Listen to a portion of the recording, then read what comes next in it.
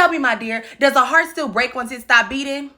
I would have taken my arm out that socket and whacked it against his temple. I don't know, does getting knocked the fuck out still feel embarrassing once you've died? This is The Corpse Bride, and I'm breaking this down for those who love it and those who have never seen it. This is Victor. Victor is the son of two sea merchants who wish he would get his grown ass out of their house. They're doing all right as fish merchants, but they really want to marry into a richer family so that they don't have to be fish merchants anymore. Enter the Everglades. Now, these two people act like they got a lot of money, but they really don't. Y'all know people like that. Broke as hell. Couldn't be poorer. So they getting their daughter Victoria to be set up with the fish merchant's son because they heard the fish merchants got a little bit more money than they do.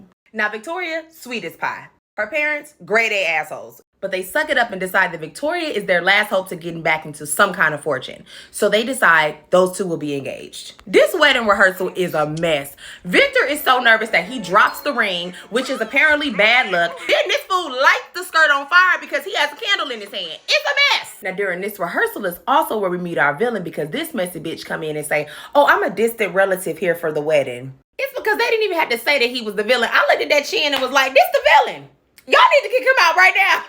But he gains the trust of the family because he's the only one that can put the damn fire out. So Victor is so embarrassed at how this thing went that he has to just go on a walk deep into this forest. And he brings a ring with him, ends up saying the vows perfectly to himself, and ends by putting the ring on the tip of a branch to signify a hand. And that is when he realizes, I've screwed up. Fran wakes up in the land of the dead. He don't know how he got there. He confused. So what had happened was the branch that he put the ring on to pretend he was putting the ring on the hand actually was the hand of a dead woman. And this dead woman's name is Emily.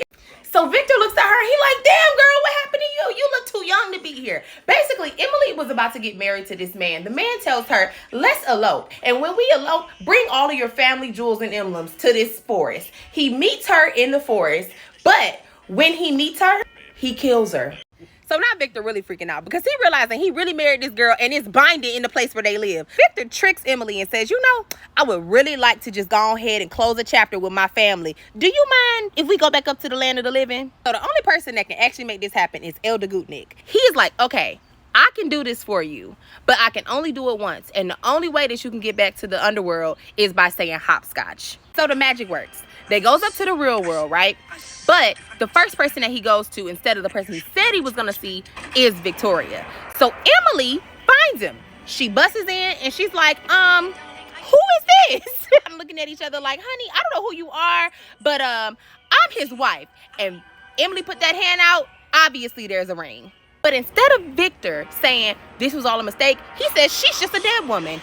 And Emily's like, nope, hopscotch, time to go. So they get back to the land of the dead. And of course, Emily is livid because why would you do this to her? So Victor has kind of accepted his fate at this point. He's like, you know what? It is what it is. Victoria mad at me. I'm down here with Emily. Fuck it. We ball. But what Victor don't know is that Elder Gutnick has told Emily, friend, this ain't binding because it's death do us part. And death has already parted y'all asses. But in the middle of this conversation, Victor walks in and he's like, you know what? Whatever I need to do to be with you, I'll do it. So they take an oath. They're going to have a wedding up in the land of the living, and he's going to take a potion that kills him.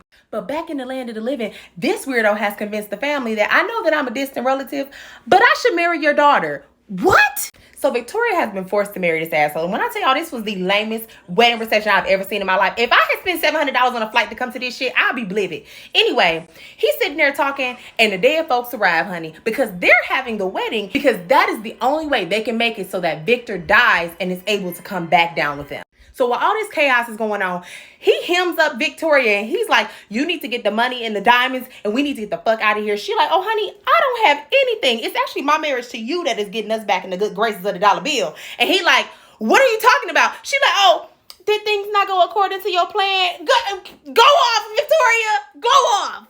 So Emily and Victor were about to get married, but then Emily feel bad because she taking him away from Victoria and the same thing happened to her. So she like, girl, you know what? Go ahead. I'll be all right.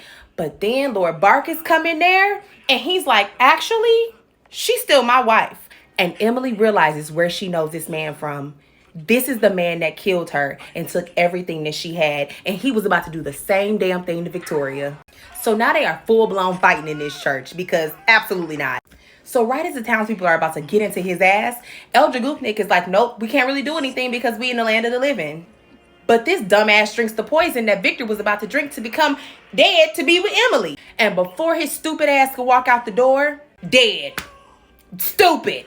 So Emily apologizes to Victor for almost making him off himself. She apologizes to Victoria for taking her fiance for 2 weeks. And then this frame takes me out every single time because if he had a wig, it would be crooked. He was shook. He looked this girl in her face and said,